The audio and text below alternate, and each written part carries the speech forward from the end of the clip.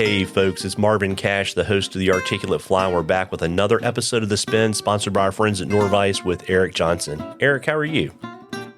I'm doing well, Marvin. How are you? As always, I'm just trying to stay out of trouble. And, not only you wear two hats, right? You're a Norvise ambassador, but you also have got a relatively new gig with Trout Routes.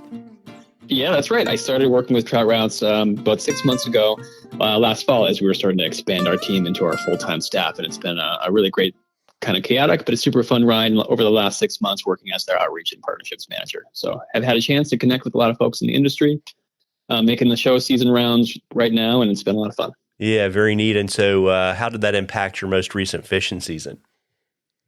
Oh, well, it's pretty cold up here. And so I've been pushed to the vise pretty early on, being based in the Twin Cities and Minneapolis area up here in Minnesota. So I've spent a lot of time at the vise, although we did have a chance to get out as a team over the last week and hit some of those smaller spring-fed trout streams up here in the Midwest.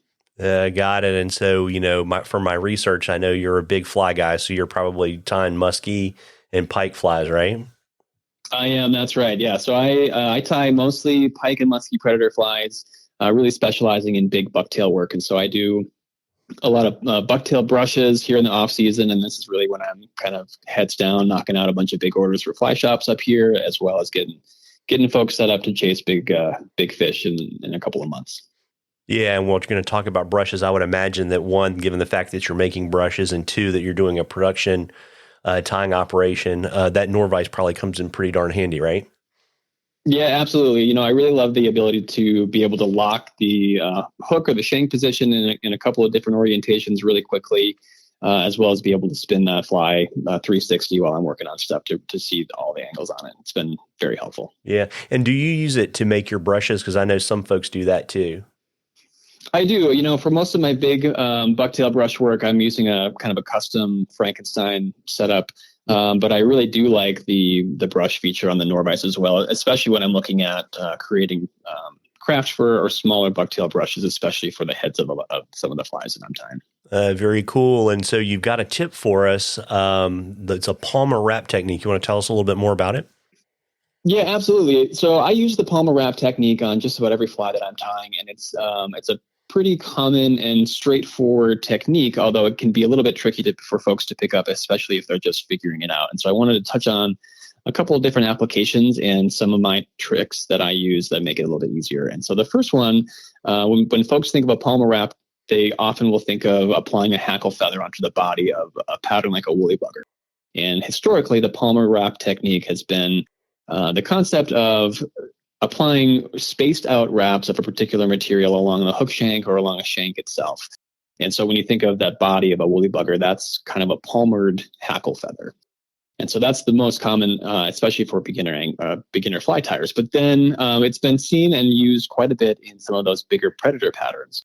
And the second example I wanted to touch on was that same technique using something like a hen saddle feather, where you might be finishing a wet fly, or you might be building up a taper of a body of, say, a feather game changer. And so that's kind of the other application that I'm using it most of the time. And the concept is by orienting all the fibers in the same direction and then wrapping those fibers around the hook shank, you're able to build up sort of a minnow or a bait fish body rather consistently. And so that's kind of the second major application. And then when we're talking about big bucktail brushes or big craft fur brushes, it's a similar concept and similar application where you tie in your material, you orient all of those fibers in the same direction, and then applying a lot of tension, you're wrapping that material around the hook shank while continuing to either brush or pull those fibers back in the direction that you're trying to apply on the hook shank. Yeah, so it sounds like it's a little bit like folding a feather, or as opposed to maybe stripping off the bottom half of a feather to get the fibers all going in the same direction. Yeah, that's exactly right. So once you have your material tied in, the most helpful tip that I like to recommend is that you maintain really consistent tension with your main hand or your dominant hand on the material. And then what you're doing with your offhand is that while you're wrapping that material around the hook shank, you're using your offhand to help pull those fibers into the same direction And in the case of a big bucktail brush, you're actually pinching those fibers together to kind of create a flat material that allows all of those fibers to wrap around the hook shank.